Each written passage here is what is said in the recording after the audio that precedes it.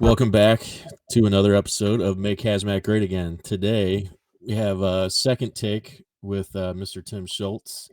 Uh, Pleasure to have you here today, and welcome. Thank you. Thanks for having me. I appreciate it. For the second time. Yeah. Let's try this again. Am I the first return guest on your podcast? Yeah, the first time was just practice, but yeah. Yeah. Perfect. We'll finally get this out of the amateur hour and get some of this AV stuff worked out. Yeah. I'm still counting it as the first repeat guest. Yeah. Oh man.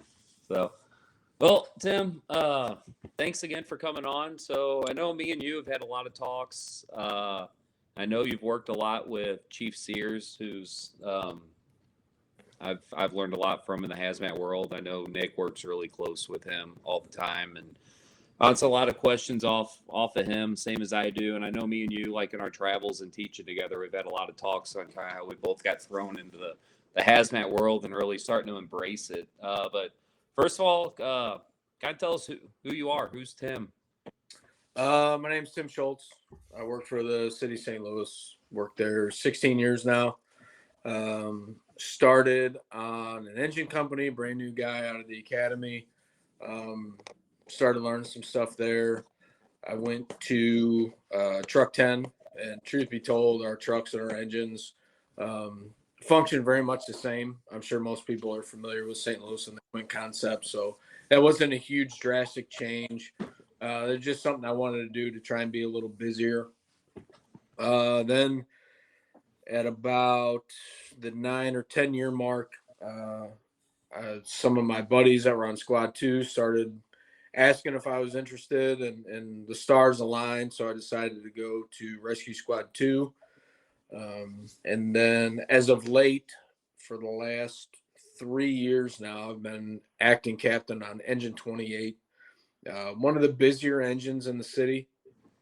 And we also house Hazmat 1, and kind of collectively in that house head up the task force. So the task force would be Engine 28, Ladder 5, and Squad 2. So before I got there, I was adjacent to the task force, but now I'm on an engine, and we have our main hazmat unit in house. So that kind of upped the ante a little bit as far as hazmat participation goes. Did you do much with hazmat early on in your career, or did you ever, as one of those, did you ever really like think about like, yeah, I'd be this involved in it? Hazmat stuff in college a little bit. I got I think it's New Environment. I got a hazmat tech through them in college, and there was really no reciprocity anywhere, but that I did have some light hazmat exposure prior to that, but nothing super serious. So Tim, you said you did some hazmat work in college. Is that what you were saying? I did. I actually have a bachelor's in fire science, and just by proxy of trying to fill up 4 years of college, there was obviously some hazmat stuff intertwined in there. Sure, that's awesome. I didn't know that. So your current assignment, Engine 28, you're the acting officer. What really changed between going from Squad 2 backstep to the Officer 28? So, obviously, you're the leader of the company, but what else is kind of jumping out at you that you can think of, like drastic changes? Yeah, I think, when I was on Squad 2, as far as hazmat goes, being a guy on the back step, you're kind of just tasked with going downrange and doing what you're told, more or less. And now I find myself in a position where I'm a little bit more invested in the well-being of the guys on my crew, to where I want more education just to make sure we're doing things up to the industry standard and we're keeping guys safe. So that's a small change, but I guess mentally it's a pretty big change. Sure. It's just a different mindset around things, if that makes sense. Yeah, absolutely. I sat in a seminar, and this guy used to be in the military, and he kind of said something that rang with me. He said, when you're in charge, when you're like the company officer, it's like taking the kids to the beach. The beach is can be dangerous, and Right. kids want to play and stuff, and they want to have fun, but you kind of got to watch over them, make sure they don't drown or get hurt real bad. Yeah, that's a really good analogy, and we've had a situation on our department where a guy did get injured at a hazmat incident, and that was relatively close to me being assigned as an acting officer, and that for sure stays with me to where I don't want that to be one of my guys or something that I'm responsible for. Sure, absolutely.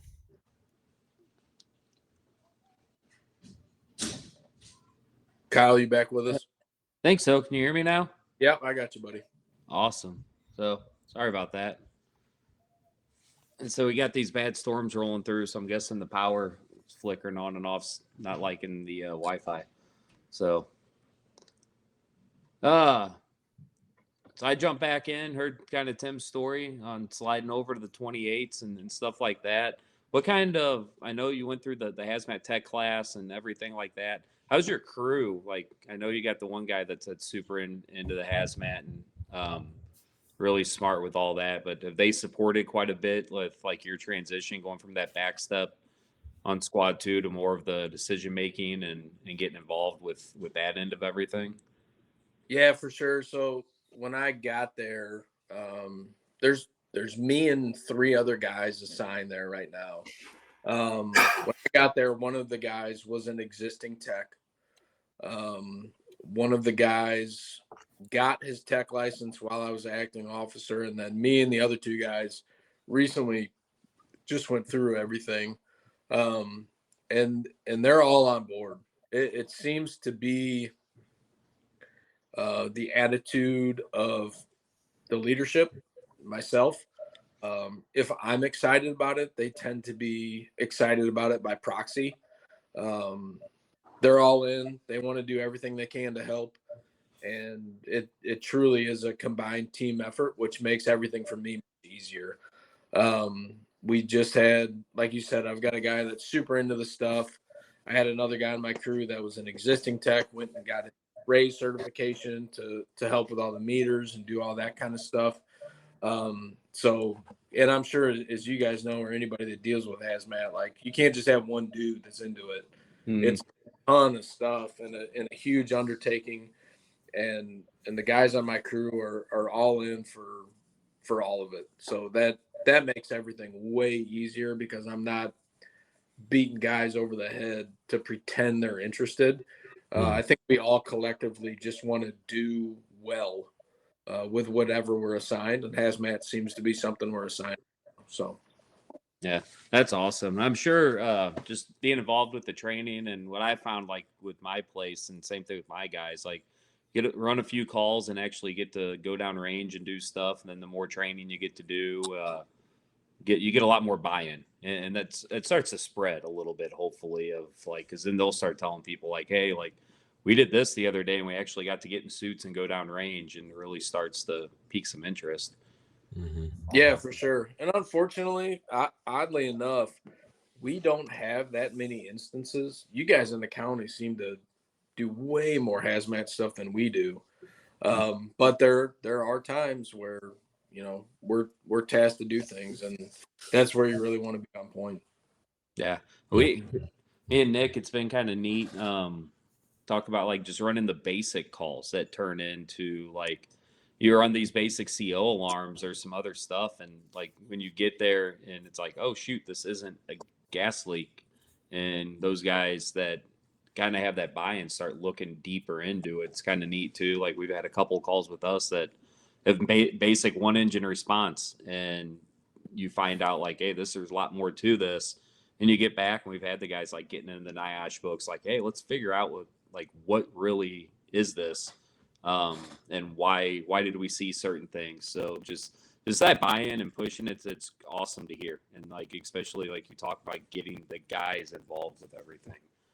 Yeah, and I think that's one of the coolest things about some of the networking we do, you guys specifically, and Chief Sears, but the hazmat calls are so infrequent that by talking to other guys that run hazmat calls, I'm able to relay those stories to my guys and vice versa to where we're able to speed up the learning time a little bit. Right.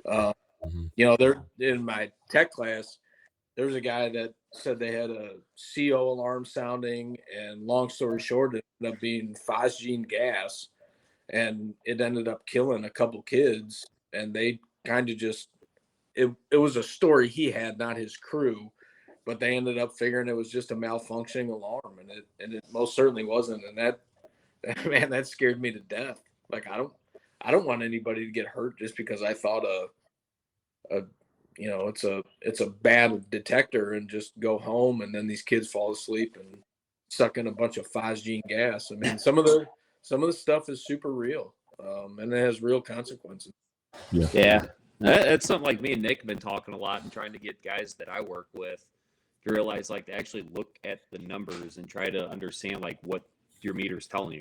Like, that's been a big push for us. I know me and Nick and Chief Sears been pushing that. One of our counties around here, like, doing some basic first do hazmat stuff and like just trying to get guys to, instead of walking in just like, oh yeah, meter's not going off, so we're good, but to actually understand that. So we had one with my place. I know me and Nick have talked about it, but almost the same deal. Like went in for a CO alarm sounding, wound up being a acetylene tank leaking.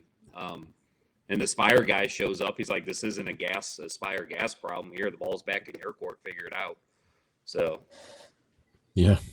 I kind of had the same thing. It turned out to be a sulfuric acid spill, but and we had some pretty high levels of H2S, like bordering the IDLH in the basement, and it was a one engine response. So that a normal like a normal quote unquote normal CO call, or anything else can turn into something different. Yeah.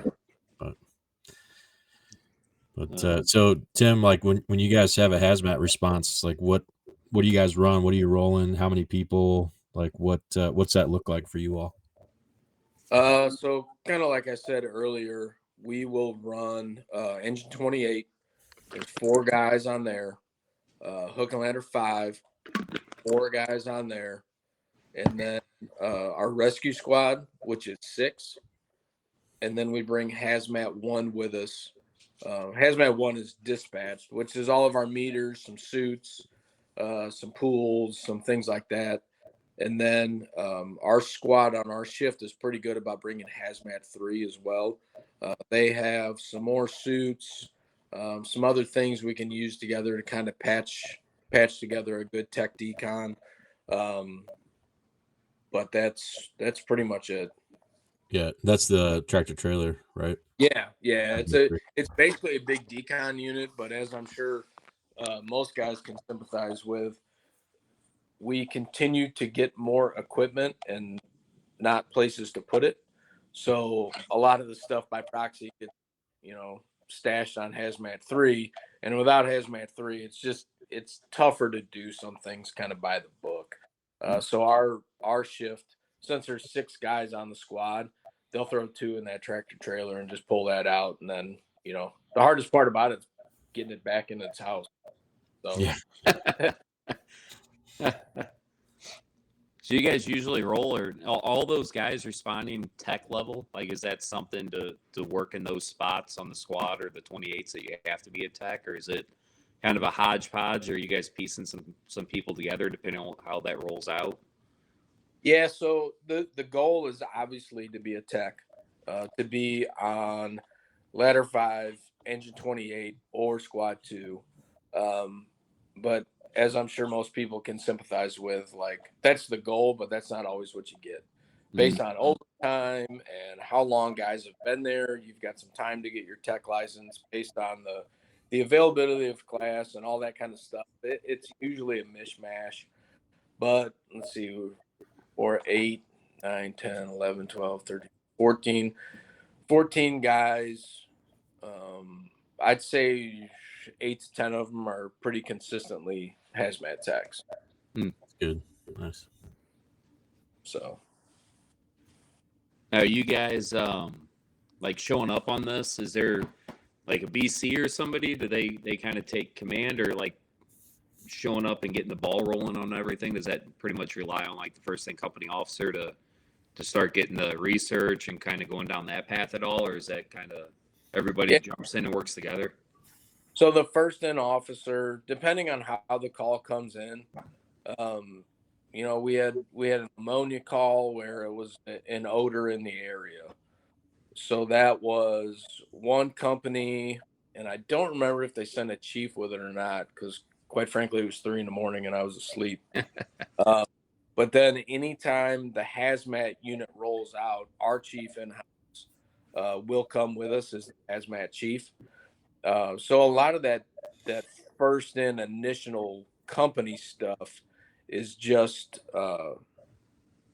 with whatever engine company, and then if they call for us, then the brigade comes and we try and get it all figured out. But if it comes in at like one of our chemical companies, 805 is coming right away with us. So he kind of takes control when he gets there as the hazmat chief.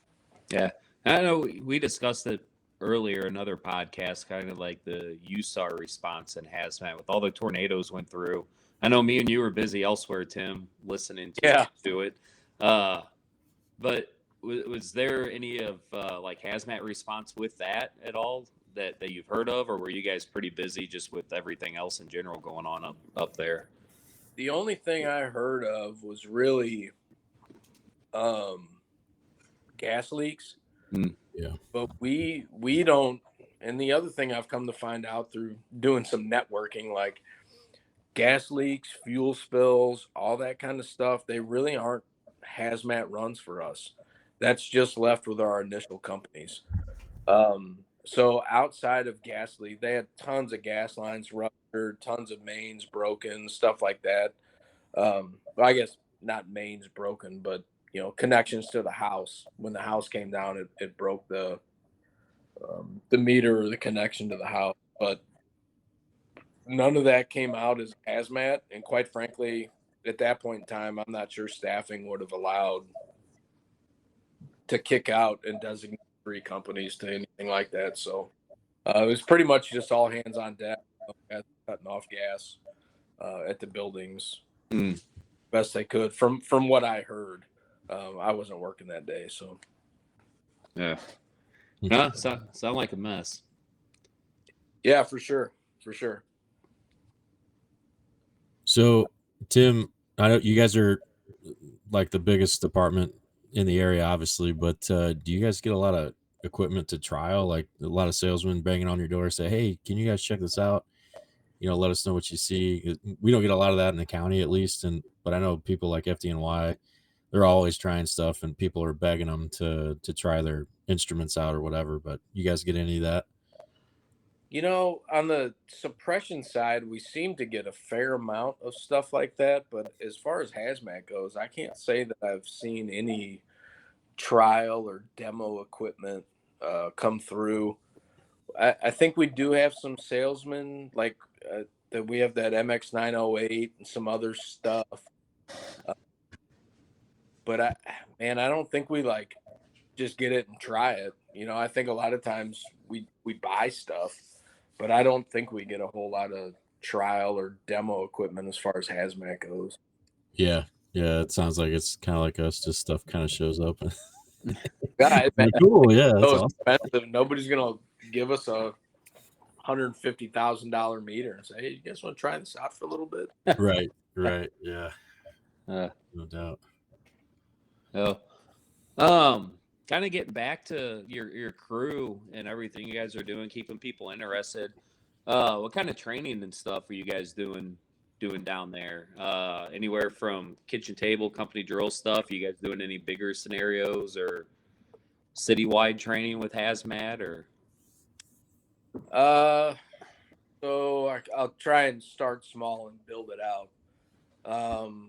We try and do every once in a while, a little tabletop where you sit down with a pocket guide, talk about, chemical and physical properties, and try and stay in that a little bit, simply because just like with any skill, if you leave it go too long, you just forget stuff. So we try and stay on that stuff. Company level, we don't get in level A's a ton, simply because it seems to be a chore to get 3 companies together. My engine, like I said earlier, is one of the busier engines, so that means we're gonna get out of service for a little bit and do some stuff like that.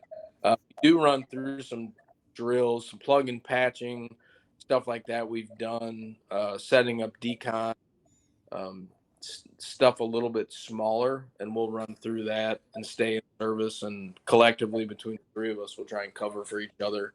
One thing I've tried to do while I've been there is kind of rotate with our rescue squad, who's on the task force as well, where we'll set up training one month and then they'll set up a training, and trying to get them to consecutively build on one another. And then large scale, we did just have I guess it was last year, the military and all that stuff kind of came through, and we had a couple large scale drills. As much as we try, we probably still don't do as much as we should.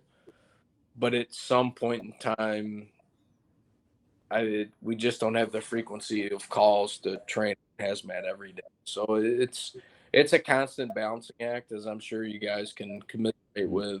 Yeah. And my guys would do more of it. We could do more, but it's just, at some point in time, you run out of time, and the firefighting stuff still got to get done. The training there's got to get done, but we try and twice a month get out some stuff, go over some stuff, talk around the table with the pocket guide, and do some things like that. So I don't know if that's a great answer, but Yeah. Sounds good to me. Do you meet much resistance at all? I know you said your crew's super into it, and that's building, but with some of the other places or even like other guys, because I know it's not the most popular topic in the world, and I'm sure there's a lot of other cooler stuff that they'd love to do, but do you meet much resistance at all with that? no, I don't seem to. And that seems to go back to just human nature. Guys that are, if you're asked to do something, guys want to be good. Just inherently, nobody wants to go to work and just suck. Mm-hmm. I think that's why hazmat kind of gets a bad rap, because guys aren't super comfortable with it. So by just having there's, if you get something wrong while we're talking, there's nothing punitive. There's no, like, we're just talking, we're trying to get this stuff kind of figured out.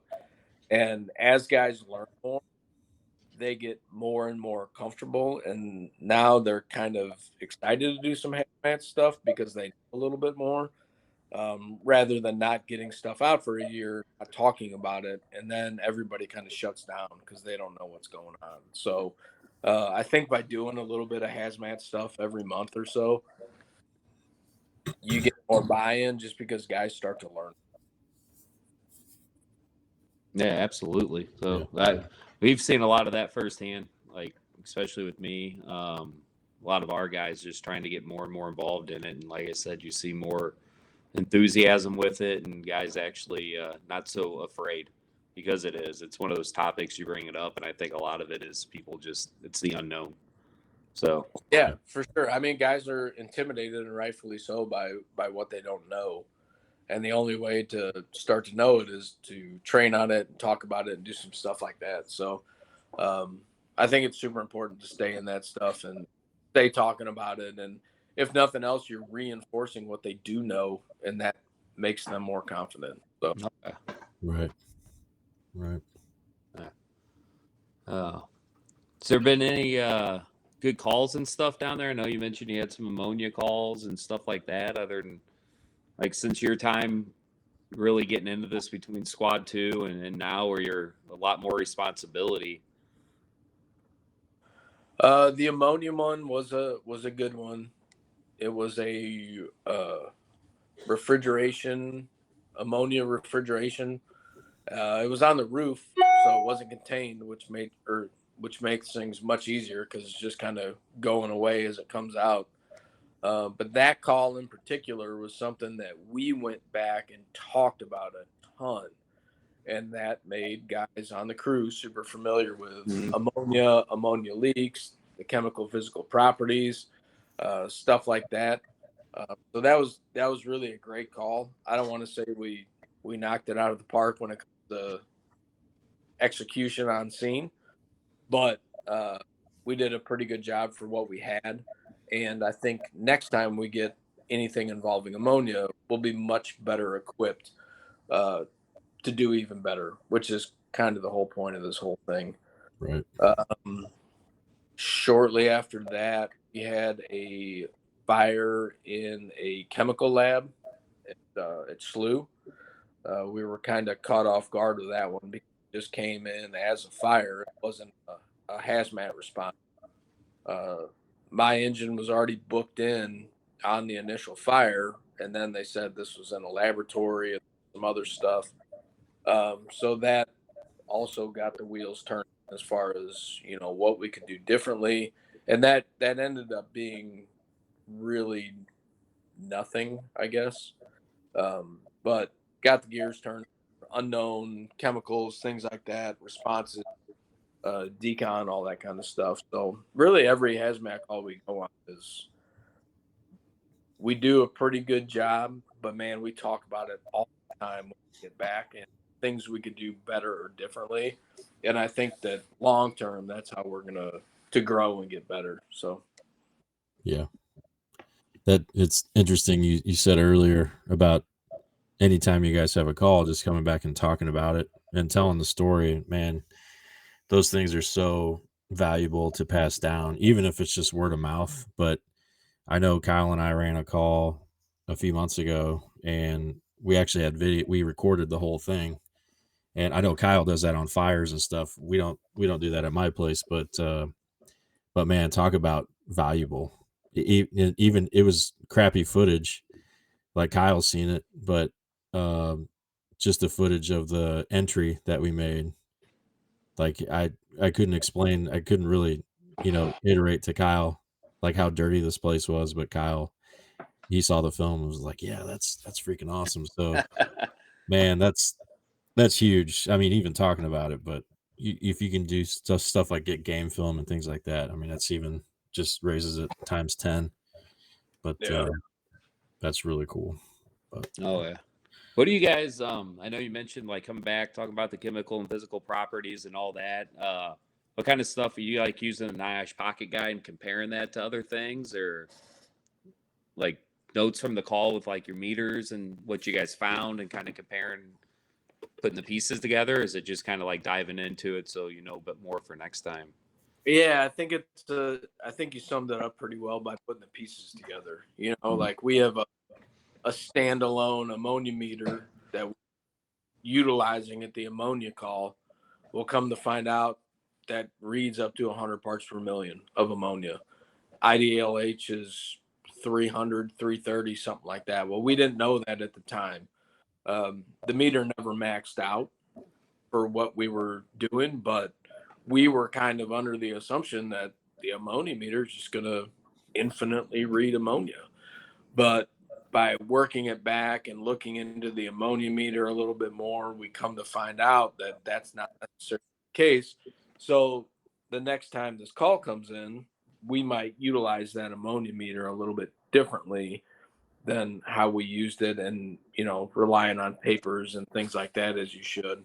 But just little stuff like that, like you said, at the time when there's an incident, you really don't have the time to go back and look at what this meter can read and do all that kind of stuff. But when time's not an issue, we can look into these things infinitely, and that's kind of what we did on that specific call. Also looking into decon, we did a good decon, but we possibly could have done better. So looking into what that looks like, and how when we turn back and when we send new guys in and all that kind of stuff, when we can really go back and dissect what happened and what should have happened. And I don't know if you're ever going to have a perfect hazmat response. Maybe it exists, but I haven't. yeah, I haven't ran one yet. Right. But that's the goal, and that's how you learn is going back and really getting into the minutia of what did we do, what could we have done, and then next time hopefully it's somewhat automatic, and then you continue to build on that. Yeah, that kitchen table and that just after action and just even as a company level, like I found with ours and some of the oddball calls that we've had of coming back and looking at that, like that's been kind of the light bulb turn on for myself and some of the other guys. Like, man, why? Like this is what it was. Why weren't we seeing this? And then you really like when you have that time, like you said, to sit down and figure it out. Of like, man, we didn't see this on the meter because of these reasons, or there's no VOC readings because you can't see that on that. And just why was this one meter telling us this, and being able to do some of the in-depth research, like you said, like being able afterwards is huge. And that's what I've noticed with some of our guys, that light bulb turns on where you can finally see like, this makes sense now. Like this is clicking and put all those pieces together and just make you better for the next one. Right. And, a lot of times when we do those after actions, I do happen to be in a situation where I'm the senior guy and the acting officer. So either way, I'm kind of stuck with being in charge. But I usually lead off with something that I did incorrectly or something that I would like to do better. And that kind of seems to bring the tone back down to where guys are like, well, yeah, I probably should have done this differently, and I should have done this differently, rather than me sitting there looking like I'm trying to find guys that did things wrong. So leading off with what I would like to do better next time seems to de-escalate things and open the conversation more. Yeah, absolutely. Yeah, that's good. Yeah, for sure. I think that's just getting into good leadership. So, well, yeah, I mean, call it what you will, but yeah. It seems to work pretty good, and I'm so picky and I beat myself up pretty bad, so it's usually pretty easy for me to find something that I would have rather done differently. Or I would have never known that with you. That's weird. Right. Oh man. Oh. Do you guys have like a formal process, or is it just like just informal, like you said, that you lead at the station, or do you ever do like a big formal thing? I with Hazmat, I can't say we've ever done a big formal after action. Like I said, we did have a guy that was injured pretty badly on a hazmat incident. The department did, and I was not involved with that. So if they did something big, it's possible I didn't know about it.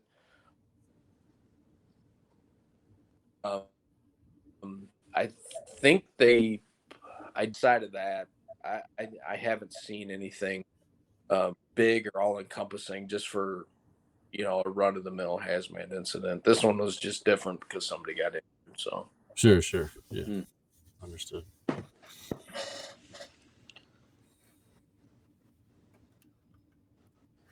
It's all good stuff, man.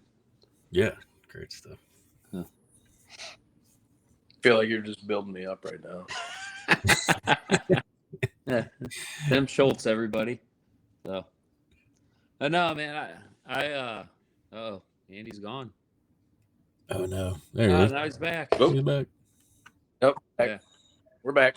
No, like I said, starting out, man, it's I kind of got thrown into the hazmat world the same as you did. Almost seemed like it was around the same time frames, and it's just I've always enjoyed sitting and having our conversations with that stuff, with just like growing and getting everybody else involved and having people like Nick and Chief Sears to bounce questions off of and probably annoy the heck out of as much as I can, and trying to build these programs and just really embrace it all. And I think the same as you are, the more I learn, the more engaged I am with it and like it. So that's what I really enjoyed. Wanted to get you on here to kind of tell your side of the story with all that stuff. So yeah, absolutely. Yeah, I mean, and the same reason we're all together on this podcast, I think it's super important to do networking just throughout your professional career. And I think you guys have been great in answering questions. And, I know we got our own little group text set up to try and, if we got a question with a meter or something else, like we can reach out to you guys and have a good group of guys that can respond back and answer questions. But I think in the fire service general. That's one of the things that's done the most for me is taking classes and networking. I don't know if I've taken a class where I don't have the instructor's phone number and email address to where I can reach out and ask questions, and start building that cache of professionals to where I can reach out at any point in time and get some questions answered. And that's been me. So 100%. Yeah. No, Well, I look, that's kind of like the firehouse kitchen table, man. Like all your questions are going to be answered there, but same thing. Like if I can't figure it out, I probably got a phone number or somebody that I can reach out to and get something started for somebody or answer for questions I got for myself. yeah, man, absolutely. or you're like, man, I think this is the right answer, but I need to call one of my sounding boards real quick before I tell you. You know? But I found too with the networking, like not only networking with other guys from other departments, like if you meet them at consortium classes or like CDP stuff or Vegas or whatever, but when you run these like mundane calls, like we went to our ice skating rink, we got one in town in our district, and just talking to that manager and getting his phone number because he knows that ammonia system really well, or the technician, like I've done that before, just like, hey man, I see you're a tech, like do you work on these? And he's like, yeah. And we've actually called those people to help guide us in some instrument purchases, like, hey, what do you use, because we know that you guys use this stuff every day, so what do you recommend?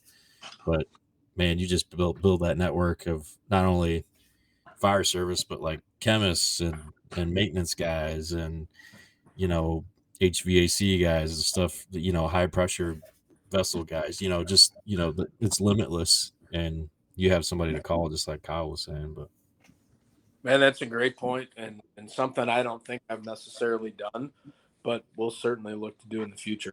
You can't beat the pros. no. And at the end of the day, we're not refrigeration techs, we're not elevator technicians, we're not any of that stuff. We just do the best we can with what we got. So those guys could be great resources, and I'm sure they love to help too. Like if you call and you're like, "Yeah, I'm from the fire department," like, "Oh yeah, what do you need?" Yeah. It's certainly a good way to go about it. I mean, that's what they do every day. So Right. Yeah. Right.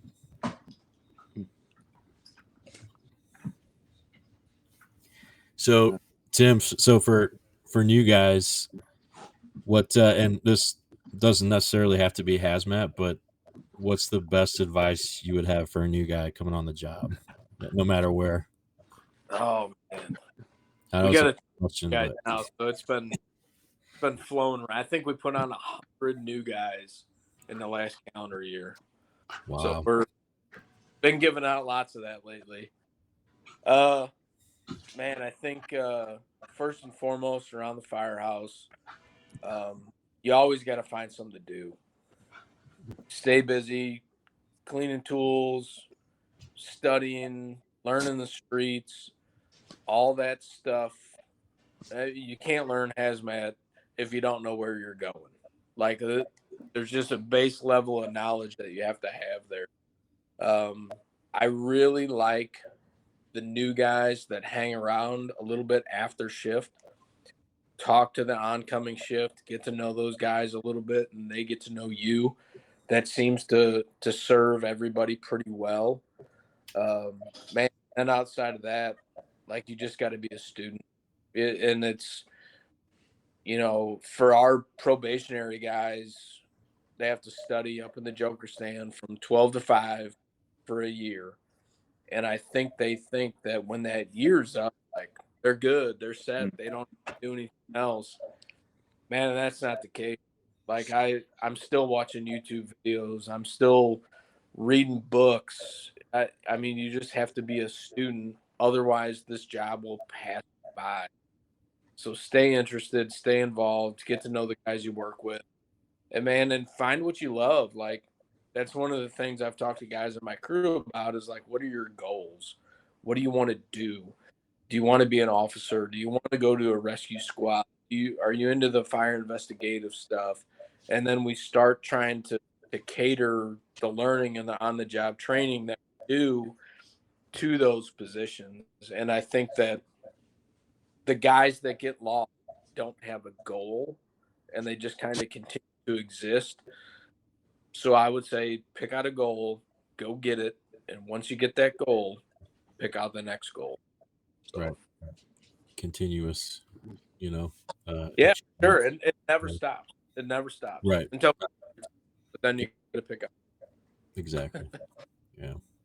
Yeah, I had Chief I look up to once told me one day you get out of it what you put into it. Absolutely. Yeah, which is nothing but been truth for me in my career. The more you pour into it, the more you'll get out of it. And I think a lot of that goes along with building the relationships and networking. Like the more classes you go to, the more stuff you get and more into the job you get, and you just keeps growing. So, yeah, and like I said earlier, I think it's human nature. Like nobody wants to come to work and suck. And being a fireman's a lot more fun if you're good at it. That's true. Yeah. I'm not saying I'm good at it, but it is fun. Right. I mean, think how much fun it could be if I was good at it. I mean, Yeah. I have a blast every day when I go to work, but man, every day it's a reminder how much fun it is and how much I have left to learn. So it's great, man. Yeah. I think our job is cool because if you have a science background, there's a place for you. If you have a mechanical background, there's a place for you. If you're like have a detective law enforcement background, there's a place for you. Mm-hmm. There's always a place. But like you said, you got to get out, take classes, get uncomfortable, and just figure out what you like and what you don't like. Just like when all of us were going to college, taking college classes, or even on the job, it's like, man, I think I like hazmat, or I think I like ropes. Maybe I don't. So let's go check it out. Let's go take a ropes class and see if it sticks or not. But yeah. But I tell you how you're not going to figure it out is just sitting on the couch and Right. being from the landscape. But it is what it is. Yeah. Well, there's a lot of guys that like napping too. So yeah, and they're good at it. Yeah. That's a honed skill. So it takes a while to get that one down. Yeah. So, well, kind of add on to that, Tim. Advice for somebody like that was in your shoes that went from like the back step hazmat tech, the kind of the worker bee, to now in this newer position that you've been in now for a couple of years and still growing. For being that role and then going into this new role where more of some decision makings and more stuff on your truck and stuff like that would be some good advice for somebody else like new officer just got put in charge of a team or in more of that decision making leadership role for all this stuff. Yeah, so I think the obvious answer there is education. The more education you can get, whether it's formally or informally, the better off you're going to be in the spot. So I think that's first and foremost. Secondly, I was interjected into a house that already had, 30 some guys assigned to it. So by sitting back and recognizing the team that already existed, I tried to identify what I thought were maybe shortcomings, and I found a way to try to contribute to the team that already existed. And I wasn't going to come in and just say, this is what we're doing now, because quite frankly, I'm not. We had some things that were expired. We had some meter issues. We had, a handful of things that I thought would be low-hanging fruit that I could just come and help with and supplement the team that already existed. And I think that's all great advice for you guy, right? Like you're coming to a pumper or a hook and ladder or whatever. Well, they continue to function before you were there, and they will continue to after you leave. So find what you can do to help and start picking up there and stay busy and continue to educate yourself. And then it kind of slowly grows itself. So what I did was I actually had a guy assigned to the hazmat team on light duty. We did an inventory, and he did. a huge spreadsheet, and everything was sent with automatic emails to when something expires, I get an email.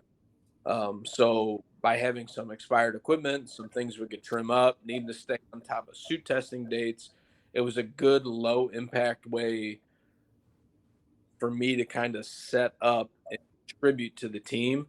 And now by proxy of having that in there, guys are like, hey, what about this? What about this? And it's just a way that I found that I could be involved without pushing people out of the way.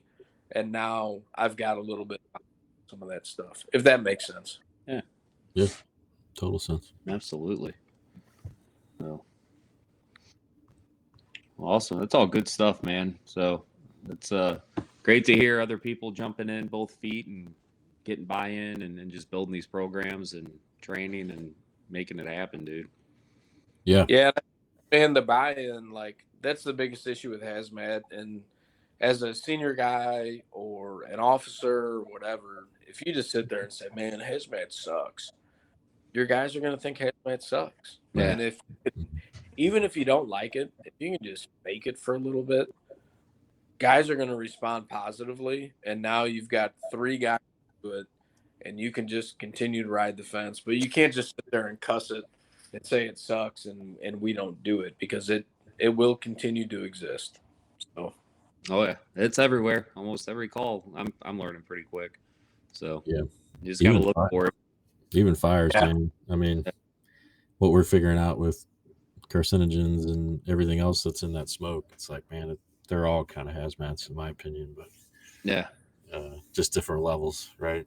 But yeah, for sure. So as we wrap up here, hopefully my vision, my dream, at least for our team, and I think Kyle too, is like just training together, like crossing that city county line and doing some big drills together and just getting the relationships built. I think we have a good thing going here, but just spreading it out, getting to know each other more. Yeah, and I think that just goes right back to what we've been talking about this whole time is networking and talking to guys and getting to know some familiar faces. I think that's absolutely a realistic thing that we can all aim for in the future. I'd love to see it personally, and as administration changes and younger guys continue to get promoted, I think it's more of a possibility. I feel like sometimes we don't do it because it hasn't been done, Mm-hmm. and that's Right. just not necessarily a great answer. And I think there's some ego involved too, but Sure. Well, I think nobody wants to be the first guy a lot, because if it sucks or something goes wrong, then it gets pinned on that person. But man, I'm just like, just do it, man. If it doesn't work, we can work on it and figure it out again. But it's just somebody's got to take the first step. But and I'm not talking about this instance, but just other things in the fire service. It's like, yeah, let's try it out, man. Like, who cares? Is anybody gonna die? No, then it's gonna be okay. See how it goes. right. Well, and it's again going back to the new guy thing. I had a guy reach out to me and like, man, that training I did the other day sucked. I go, dude, it didn't suck. Like, it was good, and the guy you were teaching has no idea. So he can continue to grow as a student, and you can continue to grow as an instructor. It's a great relationship. Mm. You don't have to be perfect all the time, but if you never try, it's always going to suck. Right. Yeah, just putting yourself out there, and maybe we all 3 need to sit down and work up some type of drill that we can do collectively across departments, and I'll pitch it, and maybe it'll happen. Maybe it won't, but if we don't try, it's most certainly not going to happen. Right. Yeah. And you guys are doing rescue stuff, like with other county departments, I'm pretty sure, right? I mean, you've done some drills. They came out to our place and did some stuff. So, or not our place, but St. Louis County. Like, I know we were doing a bunch of that stuff, but Yeah, everything at the mall. Yeah, I know we did some of that, and I don't know how that invite got sent out, but I was actually there for one of those days. So I know we did do some of that. So I think it's definitely a possibility, but Maybe we need to take our own advice. And just Yeah. up and see. We're working on some stuff in the fall that'll hopefully be pretty good in the county. So I'll make sure I get you those dates and see if you guys can come out and play. Hazmat stuff. Yeah. Yep. Okay. So, maybe I'll try and float it through like my battalion chief and see if maybe one of your chiefs needs to email our chiefs or how the best way to go about it. But I think we can make it happen. It's a possibility for sure. Yeah, right on. Especially be good. free. We're working on some big plans. So Yep. Can you disclose them in the podcast, or is it top secret? no, it's not top secret at all. So Nick and I started, I think it was earlier this year, just trying to get our team back involved and doing more hands-on training and stuff like that. Because like everything else, it gets put on the back burner. And we've been doing a lot of the big UASC training. So trying to get the Hazmat back involved, which they did pretty good, like at the mall stuff. I mean, they had a whole that we were doing there for USAR training. They had a whole Hazmat component to it too. And had the tech involved and going in confined space before anybody else, meter readings and solving problems and all that stuff. So no, we're just trying to get stuff more active again. And we did one just as a big review in the spring that we had a lot of positive feedback. So I think in the fall, we're going to try to get a place at one of our water treatment plants and do some work with some of the chlorine kits and stuff like that, but get guys in suits and try to run a drill. That's kind of what we've been talking about. So yep, just a big scenario and kind of set everything up and just identify where we're at. So yeah, so good. Next year, me and Nick and Chief Sears keep talking about trying to incorporate RIT a little bit more into it because like we've had the talks, high stress and working in the suits. It's just a matter of time, unfortunately, before we have an issue with something. But that's kind of our long-term goals and just more hands-on and getting guys in suits and working and getting more comfortable with all the equipment. So, no, that's great. That's a great idea. I didn't see any of the Hazmat stuff at the mall when we were doing things there. So, that's doing it. We there was one day that we didn't really have that much of a presence, just because we didn't get staffing. But 2 of the days we had, techs integrated into the squads at least. But yeah, the team I had, they gave us a Hazmat tech on top of 2 or 3 of us, but his sole job operating on our team was as a tech. So he had all the meters and they had Nick set up running the command for the Hazmat tech portion of it. So like we would go and before like our team would make an entry into confined space, like everything he would have to go through all his motions. So it was good training, getting everybody like intertwined and working together like they really would. So yeah, gotcha. That's awesome, man. Yeah, I'd love to do some stuff like that with you guys. So we'll just have to, if you get it set up, if I can have a couple months notice, we'll make it happen, I'm sure. Yeah. I'll look at the dates. We'll definitely kick that out to you and hopefully get you guys to come out and play with us. So yeah, we'd love that. Right on. Especially if it's on a shift day. I don't know if that makes it easier or harder. But yeah. Cool. Well, we're getting right at that hour mark. So you got anything else, Kyle? No, man. Thanks again for jumping on here with us, Tim. Like I said earlier and a couple times, a lot of the conversations we had, just comparing stories, and like it's just really cool to hear somebody else getting into this part of their job. I think a mutual friend of ours, Jeff, was making fun of us a couple weeks ago. He's like, who would have thought the two fire nerds would have gotten into Hazmat in the middle of their career? So well, he's making fun of you until he finds out I was on the podcast, and now he's going to be jealous. That is true. Yeah, Pooh Bear will be jealous that he's not on here with us. So absolutely. I went on a deployment with him, and he's like, it was me and Mark Jenkins from Columbia. He's a big Hazmat guy, and the whole time he was like, "You guys have 7 minutes to talk about Hazmat this whole deployment. Every time you talk about it, I'm going to start." We only got up to 5, but we still had a couple minutes left. Yeah. So, did you tell him that jealousy is a hard look? Yeah. What's that? Tell Jeff that jealousy is a tough look. Yeah. Yeah. He's on the task force though, so I can't hazmat task force with the city, so I can't be too hard on them. But Yeah. it's certainly not his passion. No. Yeah.